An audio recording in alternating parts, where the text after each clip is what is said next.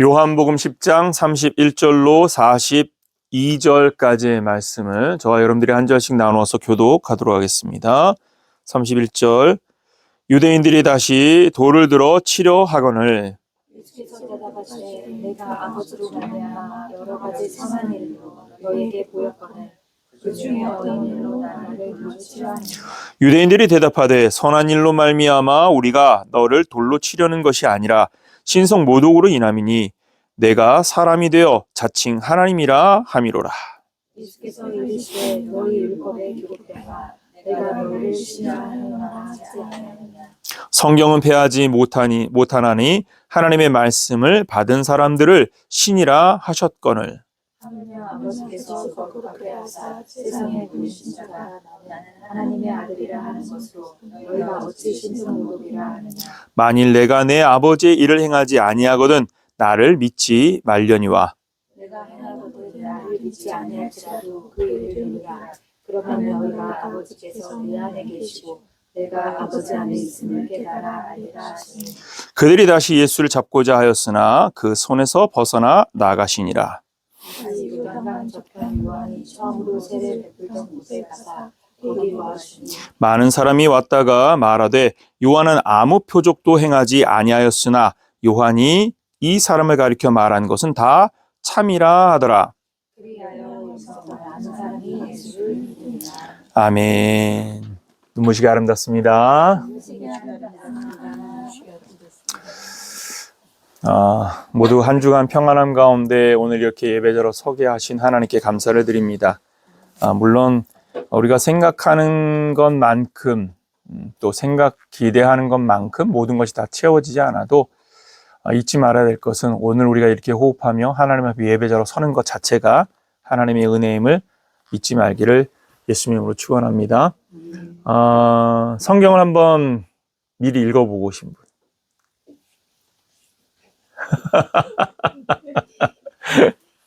예. 미리 읽어보라 보자라는 말씀 한번 드렸는데 한 번쯤 여러분들이 성경을 읽어보고 또 우리가 이제 주일 식사 후에는 성경 공부를 하면서 어떤 식으로 성경을 분해하여 읽는지에 대한 훈련들을 하고 있으니까 그거를 좀 한번 실행해 보면 좋지 않겠는가. 결국은 그걸 통해서 우리가 스스로 말씀 앞에 서는 훈련을 하는 거거든요.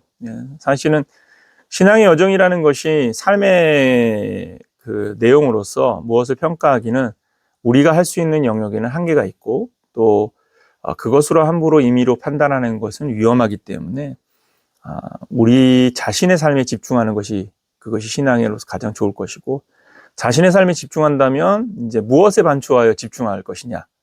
보통은 이제 우리들은 타인을 자신의 어떤 그 삶의 기준으로 삼을 때가 참 많습니다. 타인 때문에 마음 아파하고 또 그 사람보다 내가 또 위에 있다는 것으로 자랑스러워하고 이 사람의 참 가지고 있는 간사함이거든요. 그런데 우리의 삶의 태도를 말씀 앞에서 반추하고 그리고 그 말씀 앞에서 우리의 의식, 말, 행동들을 우리 스스로 들여다보면서 자신의 삶을 개선하려는 노력을 한다면 그렇다면 그러한 삶은 자기를 유익하게 할 뿐만이 아니라 자기 외에 주변에 있는 모든 이웃들을 유익하게 하는 삶으로 반드시 갈 것이라고 저는 생각을 합니다. 왜냐하면 성경이 우리에게 악한 행위를 하라고 말하진 않기 때문이죠. 복음을 통해서 말씀을 통해서 우리가 살아가야 될 삶의 방법들을 생각하고 연구한다면 세상의 사람들이 추구하는 사상과 이념을 뛰어넘는 믿음의 삶으로 우리의 인생이 빛나게 될 줄 믿습니다. 그런 의미에서도 여러분들 자신이 말씀 앞에 있는 삶으로 훈련하기를 예수님의 이름으로 축원합니다. 아마 이 성경을 미리 좀 읽어봤다면 참 재미있지 않았을까라는 생각을 합니다. 왜냐하면 오늘 본문은 10장의 이제 결론부에 해당하는데 이 결론부에 해당하는 10장의 내용이 굉장히 대조적인 관점으로 대조적인 현상으로 기록되어져 있기 때문입니다. 어떤 현상과 어떤 현상을 대조시키고 있습니다. 근데 어떤 현상과 어떤 현상이냐면 예수에 대한 반감을 가진 자들과 또 예수를 믿는 자들에 대한 현상, 대조인 겁니다. 그러니까 누구는 믿고 누구는 안 믿는다. 라는 결론인 거거든요. 결론적으로 말을 한다면. 근데 누군 믿고 누군 안 믿는가? 오늘 본문의 첫 서두는 참 재미있게 시작을 합니다. 31절 말씀을 우리 다시 한번 더 읽어보도록 합시다. 같이 읽어볼까요? 31절 같이 읽습니다. 시작.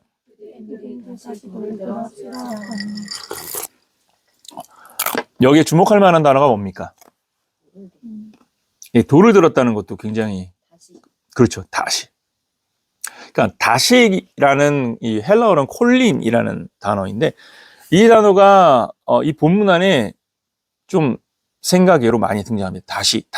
왜냐하면 20대 제가 눈이 안 좋아서 39절에 보면 그들이 다시 예수를 잡고자 했다라고 표현을 하고 있고 40절에도 다시 요단강으로 가셨다라고 표현해서 뭔가 다시라는 단어가 어떤 장치처럼 등장하는 것을 볼 수가 있습니다. 다시라는 말은 우리가 알고 있는 대로 반복적인 어떤 행위, 반복적인 어떤 일, 반복적인 어떤 현상들을 표현할 때 다시라는 단어를 사용하죠. 그러니까 다시라는 것은 이전에 있었던 어떤 행동들이 다시 반복되고 있다거나 이전에 있던 어떤 사건이 또다시 반복되고 있다라는 의미를 말하는 것이죠.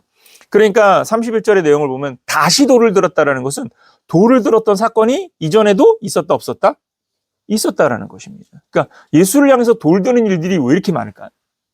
생각해보면 왜 이렇게 예수에게 돌을 들려고 했을까? 너무 재미있는 질문인 거죠. 왜 자꾸 이 사람들은 예수에게 돌을 들려고 했을까? 그러니까 돌을 든다는 의미는 무엇입니까? 반감에 대한 적극적인 표현이에요. 나는 너를 절대 수용 못해. 널 절대 못 받아들여. 아니, 받아들이는 게 아니라 차라리 내가 널 죽여버릴 거야. 이러한 가시적인 행동이 돌을 드는 것이거든요. 그러니까 고대 사회 유대인들은 그 아주 다양한 사형 집행 중에서 처절한 게 뭐냐면 돌을 들어서 죽이는 겁니다. 그렇죠? 음행한 여인을 뭘로 쳐 죽이려 하죠? 돌로 쳐 죽이려 했던 것처럼 돌로 쳐 죽이는 일들이 유대 율법 안에도 있었기 때문에 돌을 드는 일들이 그렇게 어려운 일들은 아니었습니다. 그런 의미에서 보면 유대인들이 왜 돌을 들었는가에 대한 물음을 던질 필요가 있는 것이죠. 그러면 이제 반복적인 행위라면 반복적인 행위 속에서 어떤 통계가 나오겠죠. 그 일이 계속 반복되니까. 그럼 왜 이런 일들이 계속 반복되고 있는가라는 질문을 해볼 필요가 있을 것입니다. 왜 이런 일들이 계속 반복되고 있는가? 자, 그럼 먼저 다시라는 이 관점은 가장 멀리에 있는 사건보다는 가장 가까이 있는 사건을 먼저 떠올리게 할 것입니다. 왜냐하면 다시라는 것은 앞에 어떤 사건들을 상기시키기 위한 장치이기도 하니까. 그러면 요한복음 오늘 10장에서 10장 안에는 돌을 들은 사건이 지금이 처음이니까 그럼 어디에 나타날까요? 바로 앞에 있는 사건은 바로 요한복음 8장의 사건입니다. 요한복음 8장을 보면 서기관과 바리새인들이 예수를 시험하기 위하여서 올무, 곧 덫을놉니다. 그 올무가 뭡니까? 음행 중에 잡힌 여자를 예수님께 데려와서 이 여인을 유대의 율법으로 판결해달라. 근데 당시 로마의 속국으로 살았던 유대인들은 법을 판결하고 판결을 할 수 있을지 몰라도 집행할 권한이 있었습니까? 없었습니까? 없었습니다. 특히나 사형 선고는 그들에게는 절대 용납되지 않는 사법권으로서는 굉장히 중요한 부분이기 때문에 사형권은 총독을 통해서만 집행관을 통해서만 인허를 받을 수 있는 상황입니다. 그러면 이제 예수로 하여금 음행 중에 잡힌 여자를 돌로 쳐 죽이라는 사형 언도를 내리라는 말은 누구에게 반기를 들라는 말입니까? 로마에 반기를 들라는 말입니다. 또 그걸 안 한다면 무엇을 지키지 않는 겁니까? 유대 율법을 지키지 않는 거죠. 이게 덫인 것이죠. 근데 예수님께서는 무엇이라 말했습니까? 그들에게 너희들 중에 먼저 죄 없는 자가 돌로 치라. 그들은 돌을 칠 수 있었습니까? 없었습니까? 여러분들 중에서는 돌을 들어서 칠 수 있는 사람이 있습니까? 없습니다. 다 돌을 들고 떠나갔습니다. 그리고 나서 예수님께서 그 여인에게 말씀하십니다. 나도 너를 정죄하지 아니하노니 다시는 죄를 범하지 말라. 그리고 나서 놀라운 건 뭐냐면 예수님께서 교훈을 시작하십니다. 내가 세상의 빛이다. 그러니까 이 말씀은 무엇이냐면 다시는 죄를 짓지 말라라고 여인에게 말했지만 여러분 사람이 다시 죄를 짓지 않을 힘이 있습니까? 능력이 있습니까? 우리들은 매주일 예배를 드리고 나서 주일이 돌아오면 계속 뭘 해야 돼요? 회개해야 돼요. 왜 회개를 해야 되죠? 우리의 죄는 예수 그리스도의 보혈로 사함받았어. 그런데도 불구하고 우리는 죄에서 벗어나지 못하는 연약함들을 발견할 때가 많다라는 것이죠. 그런데 그렇기 때문에 빛이 되신 예수님께 집중하라는 것이죠. 너희의 빛은 나이다 라는 이 영적 교훈. 그러니까 이런 교훈을 통해서 바리새인과 사두개인들, 예수를 시험하려고 했었던 사람들의 의식을 자극하는, 사실은 이러한 교훈을 통해서 무엇이 이루어지게 하는 것입니까? 사람의 궁극적인 삶의 변화는 그리스도 안에서이지 사람의 자의적인 노력으로 되는 것은 아니다라는 겁니다. 한번 따라해 볼까요? 사람의 자의적인 노력으로 의인이 되는 것이 아니다. 여러분 잊지 마십시오. 사람의 자의적인 노력으로 의인이 되는 것이 아닙니다. 제가 지난주에도 말씀을 드렸지만 우리는 신앙생활을 하면서 그 신앙의 주도권이 나한테 있으면, 여러분 자기가 신앙의 주도권을 갖고 있으면 그 사람은 여전히 무엇 가운데 있는 자일까요? 죄 가운데 있는 자일 뿐입니다. 왜죠? 나는 의인이 될 수 없는 자입니다. 나는 의인이 될 수 없는데 자기가 의인이 될 수 있다는 생각으로 살아가니까 이미 그 생각 자체가 뭐죠? 죄인 거예요. 그 생각 자체가. 신앙의 주도권은 누구에게 있어야 되는 겁니까? 예, 하나님께 있어야 되고 예수님께 있어야 됩니다. 그러니까 우리가 믿음 생활을 한다고 할 때 믿음 생활의 핵심은 뭐냐면 내 삶의 좌소, 이 삶의 좌소에 예수가 주인이 되도록 나를 자꾸 훈련시키는 게 신앙의 여정인 겁니다. 그래서 서두에도 말씀을 드렸듯이 근본적으로 우리가 말씀 앞에서 자신을 들여다보는 삶의 행동들과 그러한 삶의 방향으로 가야 될 이유가, 그러한 관점으로 자신의 삶을 세우지 않으면 우리는 하나님 앞에 자신을 굴복시키는 삶을 살까요? 그렇지 않을까요? 여러분, 그러한 삶의 행동들이 우리 안에서 계속해서 습관화되지 않으면 하나님 앞에 자신을 굴복시키는 삶으로 갈 수가 없습니다. 왜냐하면 우리는 눈에 보이는 걸 따라가는 존재이니까.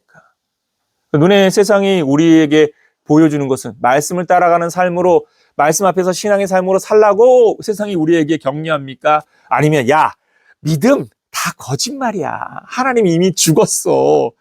허망한 데서 시간 보내지 말고 일로 와서 같이 놀자. 이럽니까? 전자입니까? 후자입니까? 여러분, 후자죠. 신앙은요, 자기 스스로가 말씀 앞에서 자신을 세우는 훈련을 하며 하나님 앞에서 하나님의 깨닫는 은혜를 간구하면서 주님 앞에서 서 있는 삶이 사는 것입니다. 여러분, 믿음의 삶으로 힘쓰시기를 예수님의 이름으로 축원합니다. 이 과정에서 어떤 일이 벌어졌냐? 바로 예수님께 돌을 던지려고 하는 분노가 나타났습니다. 요한복음 8장 59절을 보십시오. 요한복음 8장 59절. 바로 앞에 말씀에 보면 뭐라고 하냐면 귀신 들렸다라고 저주까지 해요. 사마리아 사람이라고까지 저주합니다. 그러면서 59절에 뭐라고 말합니까? 한번 같이 읽어볼까요? 시작. 그들이 돌을 들어 치려하거늘 예수께서 숨어 성전에서, 예, 그 상황 속에서 돌을 들려고 하는 분노 속에서. 그러니까 어떤 상황을 보면 교훈이 안 들려. 교훈이 안 들리고 예수님의 행적이 보이지 않아. 왜일까요? 여러분, 여기서 우리가 주목해야 될 게 있습니다. 보이지 않는 자들에게 들리지 않고 들리지 않는 자들에게 보이지 않는다라는 겁니다. 굉장히 중요한 부분입니다. 자, 오늘 본문으로 돌아와서 유대인들이 예수님께 다시 돌을 들려 치려합니다. 자, 요한복음 8장에서도 돌을 들여 죽이려고 했었고 오늘 10장에서도 돌을 들어 죽이려고 합니다. 이 요한복음 10장에서의 문제는 뭡니까? 예수님이 자신을 문지기요 선한 목자라 하여서 문이 아닌 담을 넘는 자들이 다 도둑이다. 그러면 누가 도둑이라는 얘기예요? 나를 통하지 않는 자는 다 도둑이라는 얘기니까 이제 예수를 믿지 않는 자들은 다 도둑이 되는 것이죠. 그러면 이제 바리새인들 입장에서 예수를 인정하려 하지 않는 자들 입장에서는 뭐죠? 받아들일 수 있는 겁니까? 없는 겁니까? 없는 겁니다. 이거 수용할 단어가 아니야. 받아들일 단어가 아니야. 이미 그들은 정치적 종교 생활을 하고 있고 그리고 사회주의적 종교 생활을 하고 있는 겁니다. 이미 의식 속에 자신이 삶의 주인이고 종교 생활의 주인인 겁니다. 그래서 영적 교훈이 자신의 삶에 다가오는 것에 대하여서 마음을 열지 않는 겁니다. 보십시오. 너희가 내 양이 아니므로 믿지 아니하는도다 라고까지 말씀하시니까 이제 바리새인들, 사두개인들, 유대인들, 예수에 대한 반감을 가진 자들에게 관점에서는 더 불나게 만드는 얘기인 거죠. 문제는 무엇입니까? 이러한 상황 속에서 유대인들이 예수님을 다시 죽이려 한다. 근데 여기 아주 재미있는 정황이 펼쳐집니다. 예수님께서 반문하시죠. 너희는 도대체 왜 나를 죽이려 하니? 33절. 33절 앞에 바로 32절을 먼저 읽어야 되겠네요. 32절을 한번 읽어볼까요? 같이 읽습니다. 시작. 예수께서 대답하시되 내가 아버지로 말미암아 여러 가지 선한 일로 너희에게 보였거늘 그 중에 어떤 일로 나를. 자, 앞에 8장에서는 그냥 예수님께서 그 자리를 회피하셨어요. 근데 오늘 10장에서는 예수님께서 오히려 물으십니다. 야, 너희들 자꾸 돌로 나를 치려 하는데 도대체 무슨 일로 나를 돌로 치려 하느냐? 내가 너희에게 보내인 일들이 선한 일이냐 나쁜 일이냐? 여러분, 유대인들은 예수님께서 행하신 일이 선한 일이라고 생각했을까요? 나쁜 일이라고 생각했을까요? 왜 대답을 안 하세요? 성경을 읽으면 답이 있는데 바로 33절 읽어보십시오. 같이 한번 읽어볼까요? 같이 읽습니다. 시작. 유대인들이 대답하되 선한 일로 말미암아 우리가 너를 돌로 치려는 것이 예수님이 행하신 일이 선한 일이었다는 겁니까? 나쁜 일이었다는 겁니까? 선한 일이에요. 자신들이 봐도 선한 일이야. 왜죠? 병자를 살리니까. 병자를 치료하고 그리고 그 교훈이 자신들이 들어도 뭔가 마음에 울림이 있는 영적 교훈이라는 것을 자기네들 스스로도 알고 있어. 그러니까 그 교훈으로도 책잡을 수 없고 그리고 그가 행하신 일로도 책잡을 수가 없어. 그러면 믿으면 되잖아. 믿으면 되는데 근데 이 사람들은 믿고 싶은 겁니까? 안 믿고 싶은 겁니까? 믿고 싶지 않은 거죠. 그래서 무엇하라고 말합니까? 33절을 다시 보십시오. 너를 돌로 치려는 것이 아니라 신성 모독으로 인함이니 내가 사람이 되어 자칭 하나님이라 함이로라. 자, 하나의 건수를 잡았습니다. 어떤 건수를 잡았습니까? 자기를 누구라고 얘기하고 있어요? 하나님이라 라고 얘기하는 것이 신성 모독이다. 자, 맞는 말입니까? 틀린 말입니까?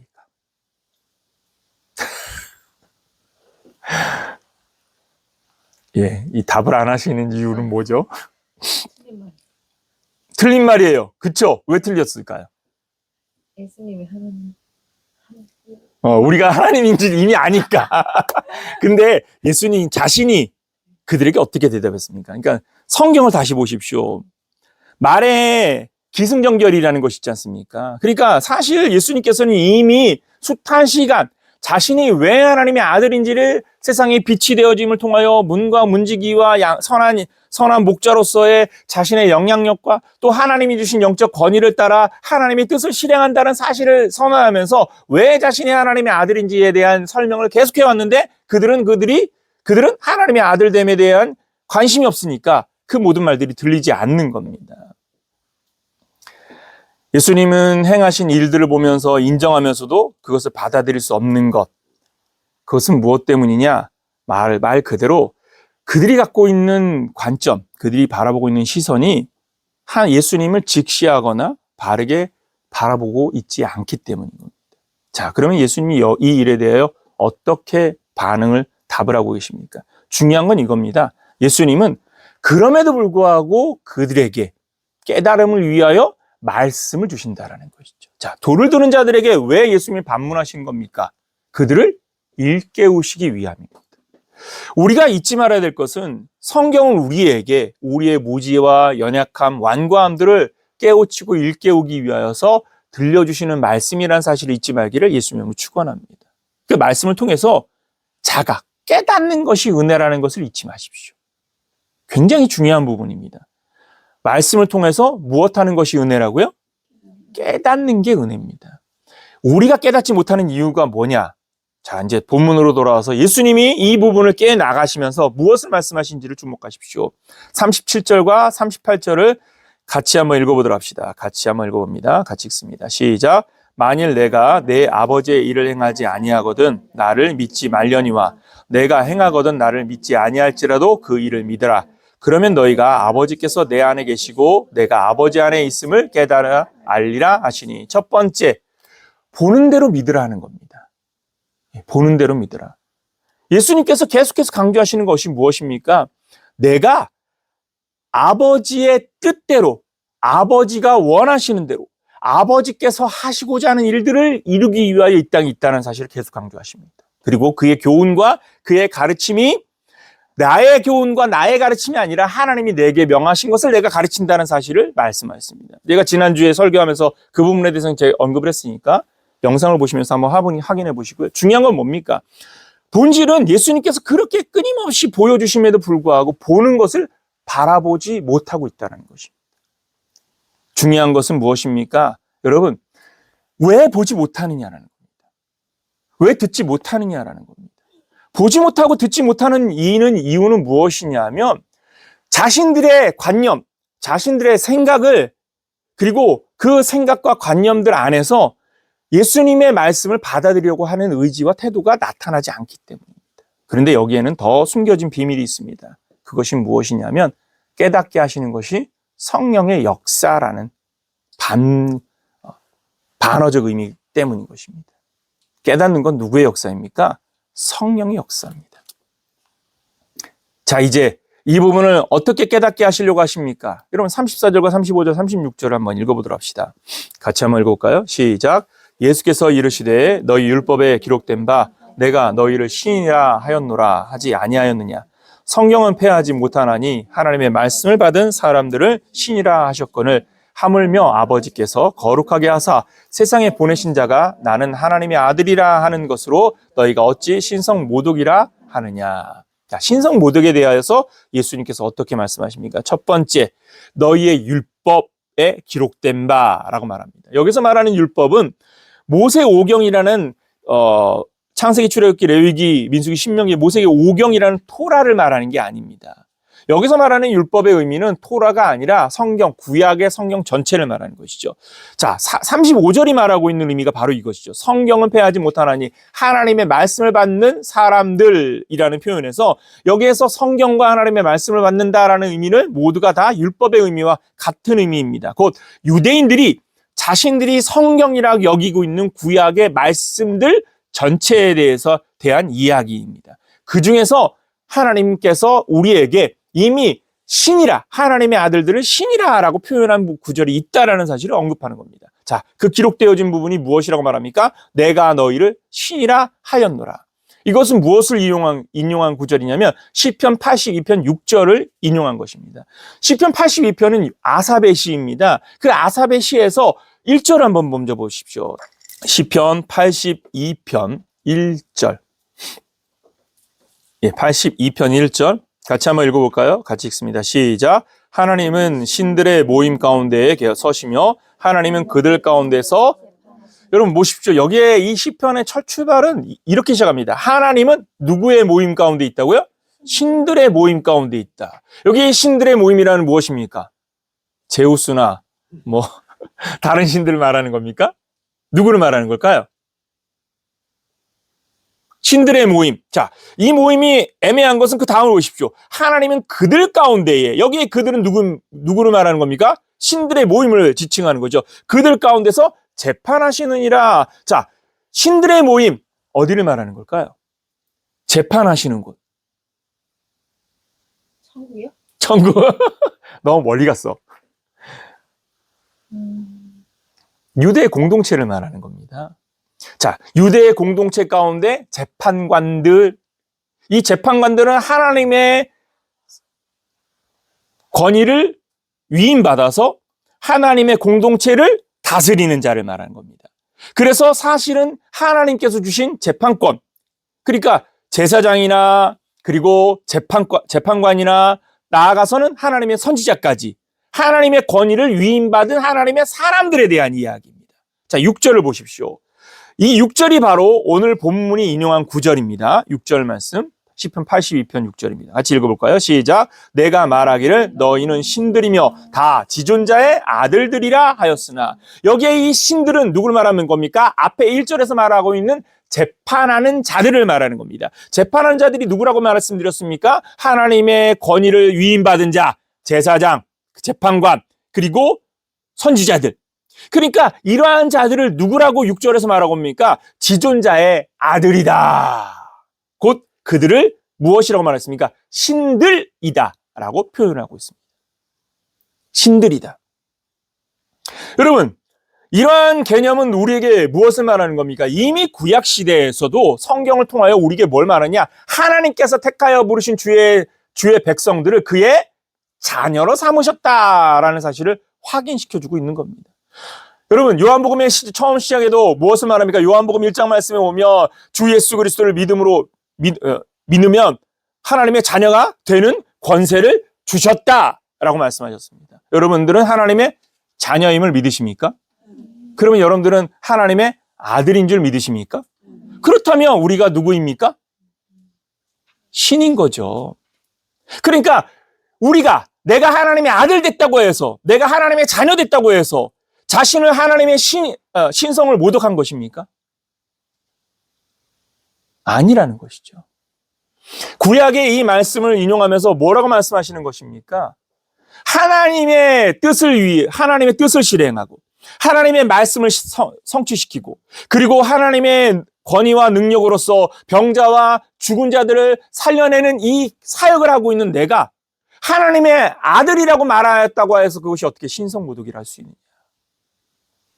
너희가 하나님의 선지자의 이름으로 누군가에게 하나님의 뜻을 전달하고 그러면서 하나님의 표적과 이적을 보인다면 그를 하나님의 신이라고 말하지 않겠느냐? 그러면 그도 신성을 모독한 것이냐? 아니라는 것입니다. 본질이 무엇입니까? 사람들의 관점에 이들은 하나님이 무엇을 찾으시는 분이신지, 하나님은 어떤 분이신지, 종교적인 행동들을 하고 있지만, 그러나 그들은 하나님에 대한 관심이 없기 때문에 궁극적으로 성경이 담고 있는 영적 의미에 대한 해석이 없는 겁니다. 문자적으로만 해석하는 거죠. 여러분, 하나님은 이미 구약의 하나님이나 신약의 하나님이라 동일한 하나님이라는 사실 잊지 말기를 예수님의 이름으로 축원합니다.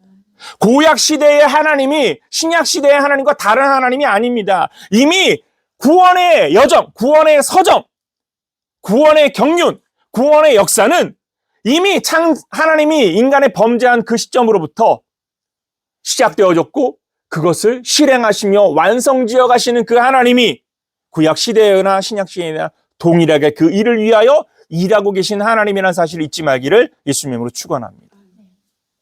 동일한 하나님입니다.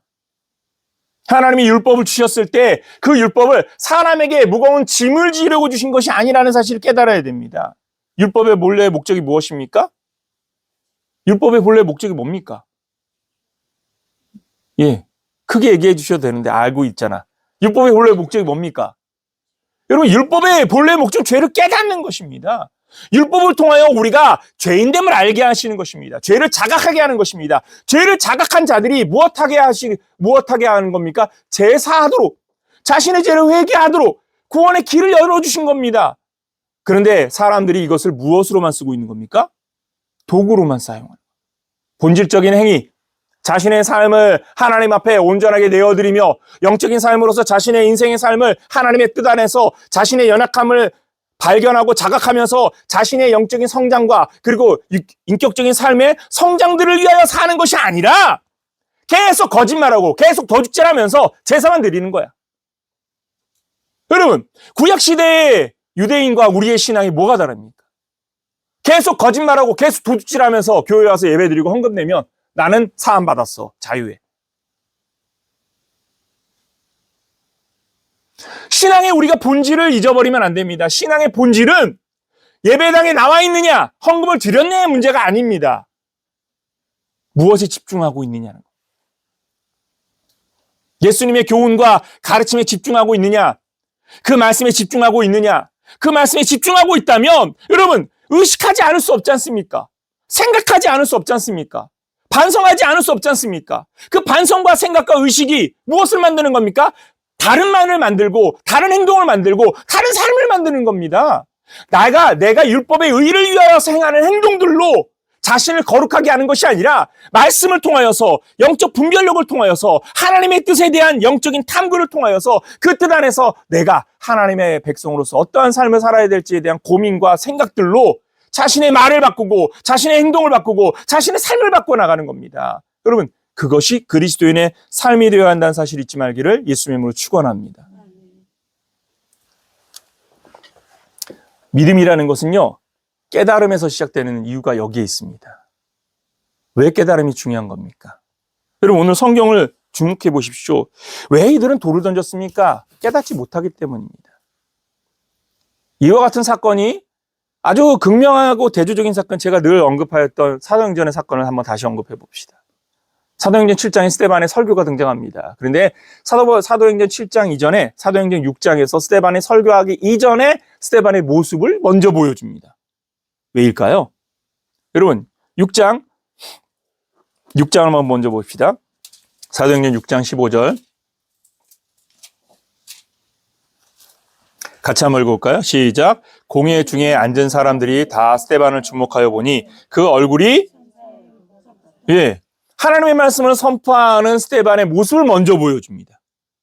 이건 뭘 말하려고 하는 겁니까? 스데반이 개인적인 감정이나 그리고 또한 개인적인 어떠한 의지로 행하는 것이 아니라 이 일을 누가 주관하고 있다는 걸 말해주는 겁니까? 누가 주관하고 있다는 겁니까? 하나님의 성령이 주관하고 있다는 겁니다. 스데반이 빛나고 있다. 스데반의 멋진 모습을 보라는 게 아닙니다. 이 일은 누가 주관하고 있다고요? 하나님의 성령이 주관하고 있는 일이라는 겁니다. 그래서 사도행전 7장의 이 말씀, 그 스데반의 설교는 사람의 말이 아니라 성령님께서 그들에게 복음의 은혜와 진리를 들려주기 위하여서 스데반을 사용하시는 말씀임을 6장에서 이미 선포하고 있는 겁니다. 할렐루야. 이 선포를 통해서 무엇을 하는 겁니까? 하나님의 성령이 일하고 있다면 듣고 무엇하는 것이 은혜일까요? 깨달음이 일어나는 게 은혜이겠죠. 그런데 이 현장에서 어떤 일이 벌어집니까? 여러분, 7장 54절을 보십시오. 7장 54절입니다. 같이 읽습니다. 시작. 그들이 이 말을 듣고 마음에 찔려 그를 향하여 이를 갈거늘. 그리고 결국 무엇했습니까? 돌을 들어 쳐 죽였습니다. 뭘 말하려고 하는 걸까요? 사도행전 2장과 7장을 대조해 보면 너무 재미있습니다.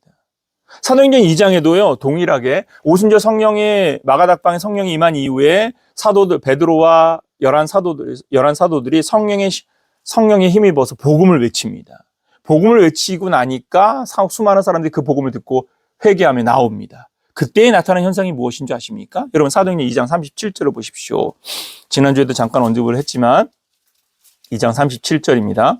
같이 한번 읽어볼까요? 시작. 그들이 이 말을 듣고 마음에 찔려 베드로와 다른 사도들에게 물어 이르되 형제들아 우리가 어찌할꼬.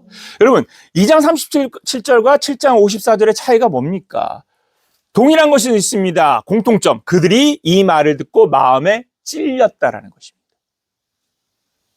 그런데 한편은 그 말을 듣고 이 마음에 찔렸는데 이를 갈면서 돌을 들어 쳐 죽이고, 한편은 그 마음의 찔림을 따라서 우리가 어찌할꼬 반성하고 회개하며 나옵니다. 사실 원문을 들어가 보면 이 찔리다라는 두 개의 단어가 다른 단어라는 것을 확인할 수 있습니다. 2장 37절에 찔려라는 것은 카테니게산이라는 단어인데, 이 단어가 무엇을 말하면 찔려서 관통하였다라는 의미입니다. 그러니까 여기에 이 찔려서 관통하다는 말은 것은 하나님의 성령님께서 그 마음을 찔러서 마음을 관통했다라는 영적 의미를 갖고 있습니다. 그러니까 하나님의 성령의 일하심입니다. 2장 37절의 이 찔림은 하나님의 성령님께서 그들의 마음을 찌르시고 관통하여서 그들의 마음을 헤집어 놓으신 겁니다. 그러니까 회개의 역사가 일어난 겁니다. 근데 7장 54절의 찔려는 어떤 단어이냐면 디에프리온토라는 단어인데, 디에프리온토라는 단어는 뭐죠? 조각조각으로 톱질하다라는, 조각조각 톱질해냈다라는 의미의 단어입니다. 조각조각 톱질해냈다라는 말의 의미는 무엇입니까? 이것은 무엇이냐면 그들의 마음에 조각났다라는 겁니다. 자, 조각난 건 뭡니까? 상처 입었다는. 그래서 무엇한 겁니까? 분노하는 겁니다. 자기가 마음이 하나님께서 하나님의 성령에 찢어 놓으셨을 때에는 그 성령의 찢으심을 통하여 반성하고 회개하는데, 말씀으로 인해서 갈기갈기 내 몸이 찢기고 난 이후에는 무엇하느냐 하면 분노가 일어나는 겁니다. 내가 찢겼기 때문에. 이게 무슨 차이인 겁니까? 사람의 말로 듣는 것. 저놈이 나를 공격해? 저놈이 어떻게 내 이 치부를 알지? 어떻게 내 사생활을 들여다봤지? 내가 숨겨놓은 어떤 이 아픔을 어떻게 알았지? 나의 치부를 다 드러내네? 저놈 봐라. 안 되겠다. 저놈 쫓아내야지. 딱 이런 꼴인 겁니다. 사도행전 7장 54절에 이 찔려라는 단어는 사실상 5장 33절에서 크게 노하여라는 단어로 동일한 단어가 다르게 번역됐음을 볼 수 있습니다. 크게 노하였다라는 의미가 무엇이면 사도행전 5장의 말씀에 보면 사도 베드로와 이러한 그 사도들이 표적과 기사들을 행하니까 대제사장이 그리고 사두개인의 어떤 당파들이 이거 가만히 놔두면 안 되겠네 싶어서 그들을 옥에 가둬버렸습니다. 사도행전 5장을 보면. 근데 하나님의 주의 사자가 그 옥문을 열어서 그들을 하나님의 성전 앞으로 데려다 놓으시거든요. 그래서 하나님의 성전 앞에서 다시 하나님의 복음을 외치니까 그때의 그 모습을 본 대제사장들과 그들을 가뒀던 사람들이 보여준 마음이 바로 이겁니다. 그들의 마음, 5장 33절 그들이 듣고 크게 노하여 사도들을 없이 하고자 할세. 분노의 마음. 다시 말하면 그들의 분노가 무엇인가? 찢어진 마음 때문이라는 것입니다. 자, 찔려라는 이 두 개의 단어가 저는 그런 의미에서 잘 해석되어졌다고 생각을 합니다. 잘 번역되어졌다고 생각합니다. 사람의 두 마음, 하나님의 성령님께서 찢어놓은 마음과 그리고 자기의 마음의 패부가 드러나는 곳, 자신의 마음 깊은 그 숨겨놓았던 패부들이 드러나는 것. 여러분, 예배 가운데 우리가 하나님의 말씀을 통하여 우리의 패부에 감춰진 것들이 드러날 때이 있습니다. 왜죠? 죄인이지 않습니까? 십자가의 보혈로 구속의 은혜를 얻었지만 그 구속의 은혜에 대한 감사로 나가는 자들이 통렬한 회개가 있다면 자기 깊은 곳까지 다 토해낼 겁니다.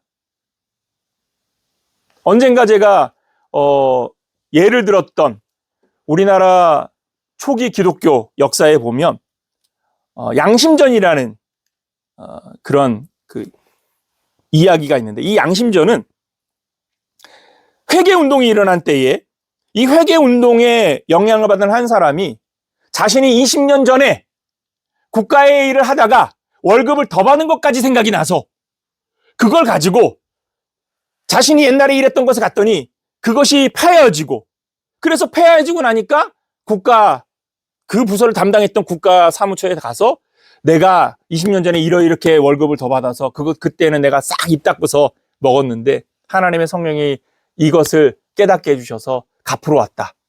그러니까 믿지 않는 관원이 이걸 보면서 내가 양심전을 그러면 받았다는 영수증을 써주겠습니다. 그래서 양심전이라는 영수증을 써줬어요.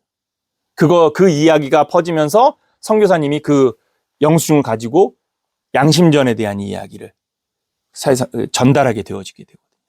여러분 보십시오. 회개는 이런 겁니다. 그런데 우리들은 무엇합니까? 자기 패부 속에 깊은 곳에 숨겨놓은 것들을 들키면 교회에 와서 말씀 속에서 기도 가운데 만남 가운데 교제 가운데 그게 드러나면 막 열이 나는 거예요. 마음이 찢어지고 나면 열이 나는 거예요. 못 견뎌. 여러분 하나님의 성령이 주시는 은혜임을 알고 그것을 믿음으로 받아들이면서 그 앞에서 통렬하게 눈물로 회개한다면 어땠을까요?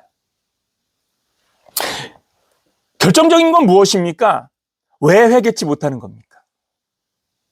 회개치 못하는 이유가 무엇이냐면 성령이 주시는 음성을 듣지 못하기 때문입니다.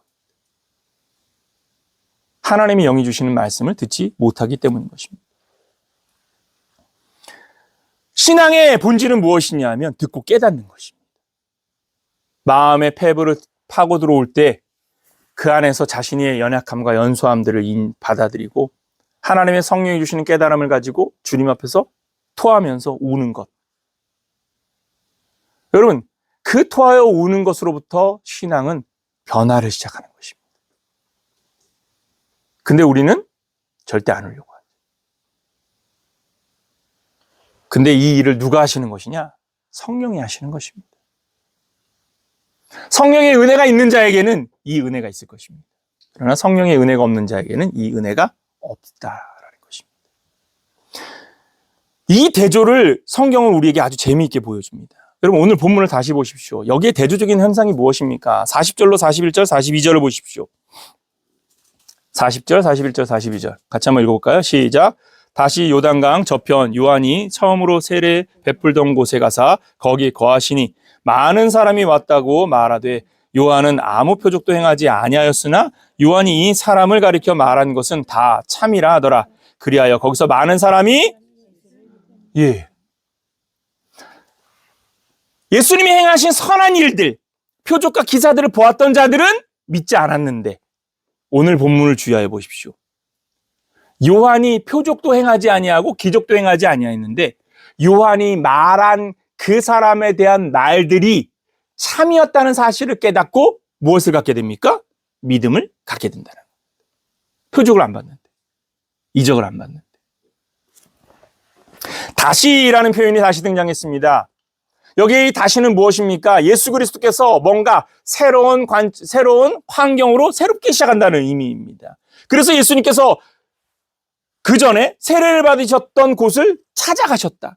그러니까 과거의 어떠한 은혜의 현장을 다시 돌아가셨다라는 의미를 보여주고 있습니다. 예수님이 찾아가셨던 그곳은 예수님의 길을 예비하였던 세례자 요한이 세례를 베풀던 곳이었고 그곳에서 예수님이 세례를 받으면서 성령의 임재가 있었던 곳이었고 그곳에 예수님이 다시 가셨다라는 말의 의미는 무엇입니까? 그들에게 그 삶의 모든 환경들을 다시 환기시킨다라는 의미인 것이죠. 그런데 그 환기되어진 현장에서 어떤 일들이 벌어진 겁니까? 표적이 아니라 기적이 아니라 세례 요한의 말을 들었던 자들이 그 말대로 일하시는 예수 그리스도를 인지하고 믿게 됐다는 것입니다.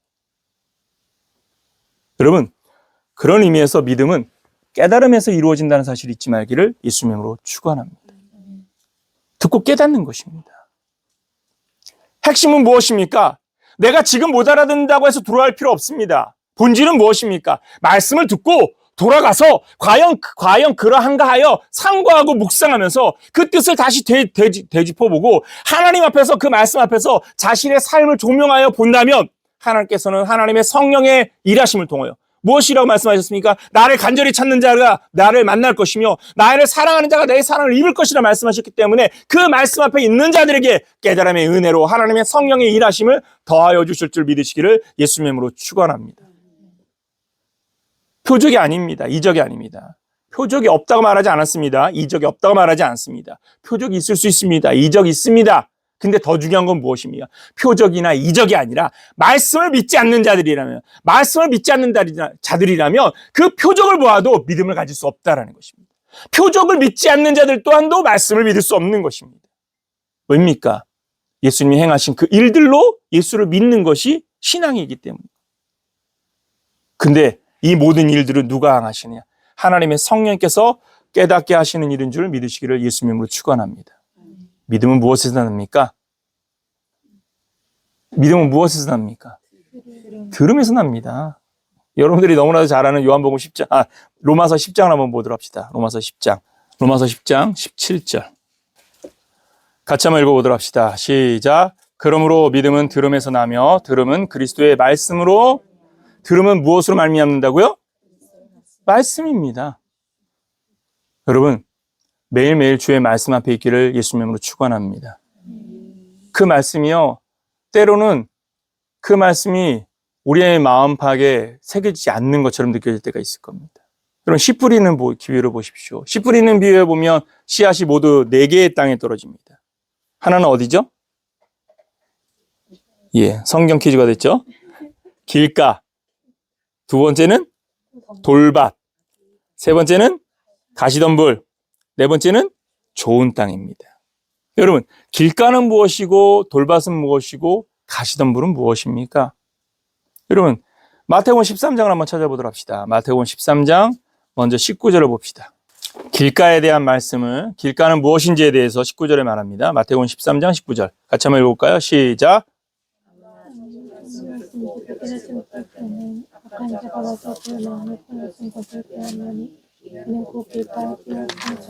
말씀을 듣고 무엇하지 못하는 자? 깨닫지 못하는 자가. 깨닫지 못하니까 악한 자가 와서 그 마음에 뿌려진 것을 빼앗아 간다라고 표현했습니다. 깨닫지 못한다는 말의 의미는 무엇이냐면요. 빼앗겨 버리는 겁니다. 말씀대로 빼앗겨 버리는 겁니다. 마음에 안착할 생각이 없어. 안착이 안 돼. 떨어지지 않아. 땅 속에 들어가지 않아. 그냥 빼앗겨 버리는 것입니다. 왜 그렇게 빼앗기는 거 있습니까? 말씀을 빼앗기면요. 길가에 있는 것과 같습니다. 빼앗긴다는 건 무엇입니까? 말씀의 가치에 집중하지 않고 그것을 그냥 던져놓고 있는 겁니다. 돌밭은 무엇입니까? 여러분 20절과 21절을 보십시오. 같이 한번 읽어볼까요? 20절과 21절 같이 읽습니다. 시작. 돌밭에 뿌려졌다는 것은 말씀을 듣고 즉시 기쁨으로 받되 그 속에 뿌리가 없어 잠시 견디다가 말씀으로 말미암아 환난이나 박해가 일어날 때엔 곧 넘어지는 자요. 돌밭에 뿌려졌다는 건 뭡니까? 말씀을 받을 때는 그렇구나 해. 근데 어느 때에서 그 말씀이 뿌리를 내렸는지 확인돼요? 환난 때에, 위기 때에. 환난이 오고 고난이 닥치면 말씀대로 안 살아. 말씀은 기억도 안 나고 생각도 안 나. 자기의 욕망과 자기의 두려움과 자기의 염려와 자기의 근심으로 주를 떠납니다. 말씀이 삶의 주인이 되지 않습니다. 여러분, 가시떨기는 어떻습니까? 22절을 봅시다. 22절 같이 읽습니다. 시작. 가시떨기에 뿌려졌다는 것은 말씀을 들으나 세상의 염려와 재물의 유혹에 말씀이 떨어져 있지만 그 마음에 뭐가 더 커? 세상의 염려가 더 커. 세상의 염려가 더 커. 두려움이 더 커. 두려움과 염려가 크면요. 말씀이 뿌리를 내릴 수가 없어. 말씀엔 뿌리가 내리려면요. 두려움과 염려를 버려야 됩니다. 여러분, 지나간 과거의 일들을 지금 붙잡고 앉아서 두려워하지 마십시오. 다가오지 않은 일들을 염려하며 두려워하지 마십시오. 믿음은요, 그냥 오늘을 사는 겁니다. 오늘을 살되, 오늘을 막 살라는 말은 아닙니다. 오늘을 살되 믿음으로 사시기 바랍니다. 말씀대로 이루실 하나님을 믿는 믿음으로 사십시오. 마지막으로 좋은 땅은 무엇입니까? 23절 같이 한번 읽어볼까요? 시작. 좋은 땅에 뿌려졌다는 것은 말씀을 듣고 깨닫는 자니 결실하여 어떤 것은 100배, 어떤 것은 60배, 어떤 것은 30배가 되느니라 하시더라. 할렐루야. 말씀을 듣고 무엇한 사람이라고요? 깨달은 사람이에요. 깨달았는데 앞에의 돌밭과 깨달음의 차이는 무엇입니까? 견디는 깨달음입니다. 이 깨달음은요, 단순한 깨달음이 아닙니다. 삶의 가치를 말씀에 두는 깨달음입니다. 이 깨달음으로 말미암아 어떤 것을 비교하지 않는 깨달음입니다. 그래서 여기에 전심을 다하는 겁니다. 그러니까 무엇할 수밖에 없는 겁니까? 열매를 맺을 수밖에 없는 겁니다. 제가 말씀의 서두에 말씀을 드렸습니다. 우리가 성경을 묵상하고 또 그 말씀 앞에서 자신의 삶을 반추하고 그러면서 그 말씀 앞에 자신의 삶을 세우고자 하는 그러한 신앙의 태도로 산다면 그러면 여러분 누군가 비교해서 비교 우위, 비교 하락 아무 의미가 없습니다. 자기 자신에게 집중하고 그 말씀 속에서 자기 자신을 들여다보면서 자신의 관념과 생각을 하나님의 말씀 앞에 세우면서 하나님의 뜻 앞에서 내가 어떠한 삶을 살지에 대한 영적 목표들을 하나씩 세워가고 그 목표들을 실행해 나가면서 믿음의 삶을 살아간다면 여러분 그러한 믿음의 영적 영향력을 믿음의 결단들을 가진 사람은 반드시 이 사회에서 빛으로서의 영향력을 보일 줄 믿습니다. 여러분 그렇기 때문에 믿음이 복된 것입니다. 또한 믿음이 능력인 것입니다. 여러분의 믿음이 능력이라는 사실을 잊지 말기를 예수님으로 축원합니다. 그러므로 무엇하는 겁니까? 두려움과 염려, 근심, 걱정이 아니라 말씀에 집중하는 것입니다. 증언을 듣고 하나님의 말씀을 듣고 믿음으로 받아들이며 그 말씀 앞에서 깨닫는 은혜와 영적 은총을 주신 하나님 앞에서 그 말씀 앞에 살기를 결단하며 자신을 세우는 삶. 감정에 따라다니지 마십시오. 환경에 따라다니지 마십시오. 이놈 때문에 저놈 때문에라고 말하지 마십시오. 그거 다 핑계입니다. 그런 핑계들은 왜 되는 겁니까? 말씀 앞에 서지 못하게 하는 사단의 전략에 무너지고 있는 겁니다. 자기 감정에 소비되고 있는 겁니다. 왜 그렇게 삽니까? 그런데 그러한 삶에 있는 사람들은 그렇게 얘기를 하면 이제 열받지. 여러분 예수를 믿으십시오. 예수를 믿는다는 것은요, 그 안에서 자유하는 것입니다. 예수 그리스도 안에서 자유하시기를 예수님으로 축원합니다. 의인이어서 자유한 게 아닙니다. 내가 잘해서 자유하는 게 아닙니다. 여러분, 놀라운 건 뭔지 아십니까? 내가 못하는데 내가 죄인인데 나를 구원하신 분이 예수님이십니다. 내가 부족하고 완고하고 무지랭이 같은데 나를 택하신 분이 하나님이십니다. 그러므로 여러분들이 하나님 앞에서 뭔가 사회적 지위나 환경적인 것이나 무엇을 갖지 못했다고 여러분 하나님을 탓할 이유도 없고 하나님 앞에서 내가 부끄러워할 이유도 없습니다. 그걸 알고 부르신 분이 하나님입니다. 할렐루야. 그 안에서 자유하십시오. 말씀 속에서 자유하십시오. 그리고 내가 하나님의 자녀다운 삶, 내가 하나님의 아들이라는, 하나님의 자녀라는 영적 의식을 가지고 자녀다운 삶을 살기 위하여 힘쓰는 자가 되기를 예수님으로 축원합니다. 그러면 말씀을 따라갈 수밖에 없을 것이고 그 말씀을 따라가면 그리스도인으로서 빛날 수밖에 없게 될 줄 믿습니다. 말씀을 따라가는 삶이 빛날 수 있다는 것. 왜? 그 안에 하나님의 깨닫는 은혜를 주시며 성령께서 일하시면서 우리의 삶을 이끄실 것이기 때문입니다. 하나님은 살아계시는 줄 믿으시기 바랍니다. 기도하겠습니다.